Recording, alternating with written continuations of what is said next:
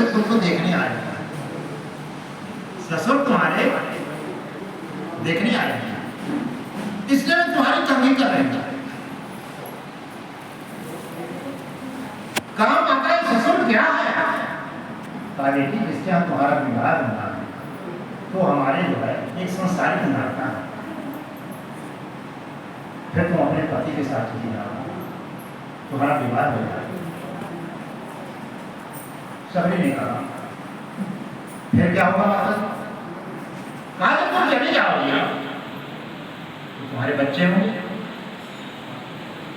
कहा माता फिर क्या होगा? कहा फिर बच्चे बड़े हो जाएंगे।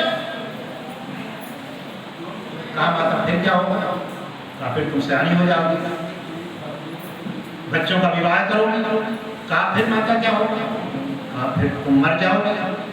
कहा माता फिर क्या होगा? कहा फिर तुम्हारा जन्म होगा। कहा माता क्या उस ससुर और पति के घर में मेरा जन्म होगा? कहा बेटी ये कोई निश्चित नहीं है कि तुम्हारा जन्म कहां पर होता है। तो कहा माता पूरी गृहस्थी बनाऊंगी, पूरा जीवन बच्चे पैदा करूंगी, अब फिर मेरा जन्म उस घर में नहीं हो गया तो मैं विवाह क्यों करूं? मैं विवाह नहीं करूं कि बाहर जाती है। तो हजारों बकरे मंगाए गए थे। कहा पिताजी अभी तुम मवेशी में थोड़ा भी चरा रही थी, उसमें परेशान थी, ये बकरे आप क्यों ले आए? कहा बेटी तुम्हारे ससुर ने विवाह के लिए कह दिया तो हम भीड़ लोग हैं, बारात का प्रबंध पहले करना पड़ता है, राजा है, बारात का प्रबंध पहले करना पड़ेगा, इसलिए बकरे हमने पहले बता दिया। सबरी ने सोचा कि मैं भाग जाऊंगी, इतने बकरे भी बच जाए मरने से। रात्रि के ठीक 12 बजे घर से भाग जाता। भील राजा सबर ने सुबह जब देखा सबरी नहीं है, सब नौकरों को बुलाया, कहा सबरी भाग गई है, कहीं भी वो पकड़ कर जंगल में। अब वो मवेशियां चराते थे, जंगल का चप्पा चप्पा जानते थे, और भील लोग दौड़ते हुए घूम रहे थे। जब उसने देखा कि मुझको पकड़ लेंगे तो एक विशाल वृक्ष में चढ़ गई, विशाल वृक्ष में चढ़ गई। सब ढूंढ कर राजा के पास पहुंचे, कहा सबरी को कोई जंगली जानवर खा गया, एक भी जगह बाकी नहीं थी जहां हमने न ढूंढा। अब सबरी के पूर्व जन्म के संस्कार जगे तो क्या दिखाई देता है? मतंग ऋषि का आश्रम दिखाई देता है। सबरी ने सोचा मैं अपना जीवन काटूंगा, ये आश्रम में रहूंगी, इनकी सेवा करूंगी, लेकिन सोचा ये तो साधु संत है, मैं भील जात की हूं, मुझको अपनाएंगे नहीं। उसने कहा मैं यहीं से सेवा करूंगा। कंदमूल पकाती थी, रास्ते के मार्ग को साफ कर देती थी। ब्रह्म मुहूर्त के पहले सबरी जितने कंकड़ कांटे वगैरह थे पूरा, अब मतंग ऋषि सोचते थे इतनी सुबह इस मार्ग को इतना सुंदर कौन बना देता है। अब सभी वृद्धावस्था में आ गए, उम्र थोड़ा ज्यादा हो गई। एक दिन संतों ने पकड़ लिया,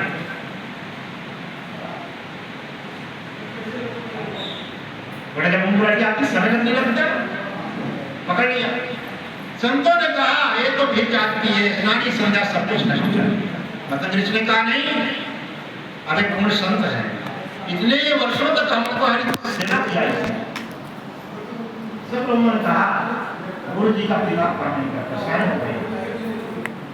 मतंग ऋषि गुस्से में जब संतों ने कहा नहीं सुना तो लौट आए, लेकिन जब पंपा सरोवर में स्नान करने जाते हैं तो पूरा जल दुर्गंधित हो गया।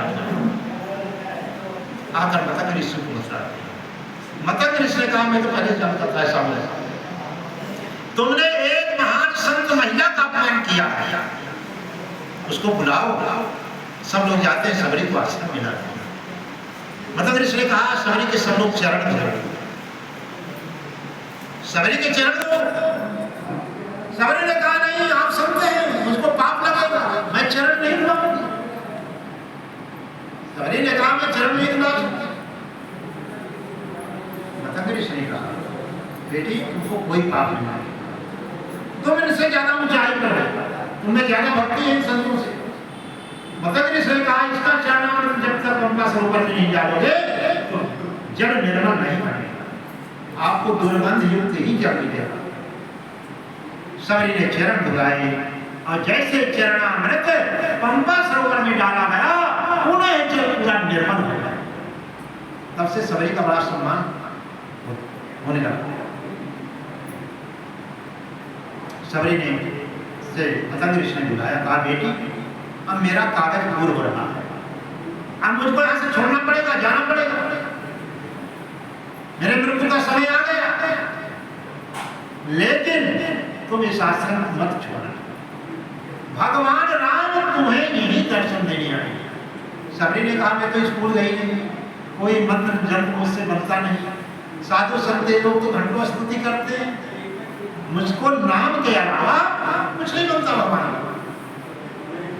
कहा बेटी भगवान राम का नाम ही पर्याप्त है, भगवान को प्राप्त करने के लिए विद्या की जरूरत नहीं है, भगवान को प्राप्त करने के लिए प्रेम की आवश्यकता है। सबरी ने श्री राम ने कहा मतंग ऋषि तुम में अथाह प्रेम है, इसलिए राम जी तुमको दर्शन देने आए। आप जिस स्वरूप की पूजा करते हैं वो स्वरूप आपके हृदय में निवास करता है। जो राम की पूजा करता है उनका राम का, जो शिव की पूजा करता है शिव का हृदय में निवास करने लगता है। जो जिस देवता की पूजा करता है उस देवता पर उसको वो उसका चित्र बना सकता है, बड़े बड़े बना सकता है, तो उसके हृदय में निवास है। समझिएगा प्रसन्न। भगवान राम ने सबरी को देखा नहीं, न सबरी ने भगवान राम को देखा, राम की याद नहीं। आज गुरु शंकराचार्य जब वैदिक मंत्रों का उच्चारण करते थे तो 1 किलोमीटर के जितने वृक्ष थे सब मंत्रों का उच्चारण करते थे। 1 किलोमीटर के जितने वृक्ष थे सब मंत्रों का उच्चारण करते थे। तो राम से लक्ष्मण ने कहा प्रभु यहाँ के पेड़ पौधे भी आपका नाम ले रहे हैं, बात क्या? राम जी ने कहा जिस संत महिला के हम दर्शन के लिए जा रहे हैं उसकी तपस्या इतनी बढ़ गई है कि यहाँ पेड़ पौधे भी मेरा नाम ले रहे हैं। ताहि दे जगत राम उदारा, असबरी के आश्रम पगुधारा, असबरी देख राम ग्रह आए, अब गुरु के वचन समुझ किए भाए, सरस जलोचन बाहु विशाला, जटा मुकुट उर सिर बनमाला, श्याम गौर सुंदर दो भाई, असबरी परिय चरण लपटाई। सबरी पहचान गई, कभी राम जी को देखा नहीं था, नोट पढ़ोगे चरण में कितना प्रेम मग्न हो गई, नेत्रों में आंसू बहने लगे और लाकर भगवान को अच्छे मुद्रे पर बिठाया। सबरी ने सोचा जीवन बहुत कम है, थोड़े समय का जीवन है, मैं धन को क्यों इकट्ठा करना। सबरी के आश्रम में ज्यादा पात्र बर्तन नहीं थे, उसने सोचा जीवन थोड़ा है, संसार के लौकिक चीजों को इकट्ठा करने से क्या मतलब है, पात्र नहीं। सबरी ने भगवान के चरण धोना है तो सबरी ने उपाय सोचा, सबरी ने उपाय सोचा, भगवान राम के चरणों के नीचे अंजलि बना लिया सबरी ने, नेत्रों के जल से आंसुओं से भगवान के चरणों को धोना, नेत्रों के जल से भगवान राम के चरणों को धो डाला सबरी ने। सागर जल ले चरण पखारे, अयत पुनीत आसन बैठारे, अकन्न मूल फल सुरसयत अतिये राम तहुआन, प्रेम सहित प्रभु खाए अपार अपार बखान। कंदमूल फल देते राम के मानस में वेद की प्रधानता नहीं, अन्न रामायण में मिलती है, कि सबरी भगवान को भेड़ जब खिला रही थी थोड़ा टेस्ट कर लेती थी, कहीं खट्टे तो नहीं, उसका भाव झूठा करना नहीं था। तो भगवान राम को खा लेते मुस्कुराते हुए, लेकिन लक्ष्मण जी सोच रहे थे कि झूठा भेड़ खिला रही, तो हाथ में लेकर पीछे से गिराते। राम ने पकड़ लिया, ये लक्ष्मण तो बदमाशी में लगा हुआ है, हाथ में ले लेकर पीछे से गिरा देता। एक पेड़ को राम जी ने आघात किया और लक्ष्मण से कहा, लक्ष्मण तुम इस पेड़ को खाओ। लक्ष्मण जी समझ गए मेरे स्वामी ने पकड़ लिया, पेड़ को लक्ष्मण खाते हैं। लक्ष्मण जी ने कहा, प्रभु ऐसा लगता है कि ये पेड़ आज स्वयं माता कौशल्या अपने हाथों से खिला रही है, स्वयं खिला रही है। सबरी की भक्ति में इतनी मिठास थी कि बार बार भगवान राम को सराहना करना पड़ा। कंदमूल फल सुरसयति अदिये राम का हुआ, अप्रेम सहित प्रभु खाए बारंबार बखान। भगवान से मिलने के लिए दो मार्ग बताए हैं, एक ज्ञान का मार्ग है, एक भक्ति का मार्ग है।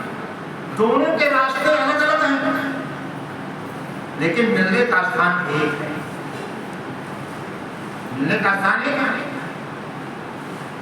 ज्ञान का मार्ग बहुत दुर्गम है, क्योंकि ज्ञानी किसी मूर्ति की पूजा नहीं करता, किसी मंदिर में नहीं जाता, कोई लेना देना मंदिर से नहीं है, निर्गुण उपासक होता है। ज्ञान यज्ञ प्रत्यु है अनेका, असाधन कठिन मन कहूटेगा। मन के लिए कोई आधार नहीं, ज्ञानी किसी मूर्ति की पूजा नहीं करता, मन के लिए कोई आधार नहीं, निर्गुण उपासक होता है। बिनु पद चलई सुनय बिनु काना, अकर बिनु कर्म करय विधि नाना, आनंद रहित सकल रस भोगी, अब बिनु वाणी वक्ता बड़ योगी, अतन बिनु परस नयन बिनु देखा, गहरी ध्यान बिनु बास रसेगा, अस सब भांत अलौकिक करनी, अब महिमा जासु जाय महिमा करनी। बिना पैर के चलना, बिना कान के सुन लेना, बिना नेत्र के देख लेना, बिना वाणी के अच्छा वक्ता बन जाना, ये निर्गुण जो परमहंस होते हैं वो किसी मंदिर में नहीं जाते, वो निर्गुण उपासक होते हैं। समझिएगा, मुझसे कोई मतलब नहीं है मंदिर से, वो भगवान को निर्गुण उपासक करते हैं। जो सगुण होते हैं वो मंदिर जाते हैं, प्रतिदिन जो है भगवान का पूजन करते हैं। तो भगवान ने कहा कलयुग में ज्ञान पर रहना, ज्ञान यमन प्रत्यु है अनेका, असाधन कठिन मन कहूटेगा।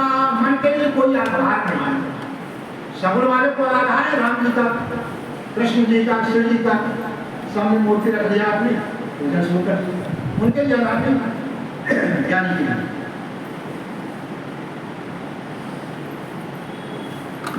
करत कष्ट बहु पावई, ओ भगवान ने कहा करोड़ों में कोई एक ज्ञानी बढ़ ही जाता है, जंगल में रह के किसी प्रकार से करोड़ व्यक्ति में एक ज्ञानी बढ़ गया। करत कष्ट बहु पावई को, अब भक्त ही प्रिय नहीं सो, ये जो भक्ति रहित है उसके हृदय में प्रेम नहीं है तो भी मुझको प्रिय नहीं। सुनिए, जैसे राजा दशरथ ज्ञान है, राजा दशरथ राम जी को बुला रहे, राम जी नहीं आ रहे, पिता नहीं बुला रहा। भोजन करत बुलावत राजा, भोजन करत बुलावत राजा, नहीं आवत तज बाल समाजा। राम जी नहीं आ रहे, राजा बुला रहे, ज्ञान बुला रहा।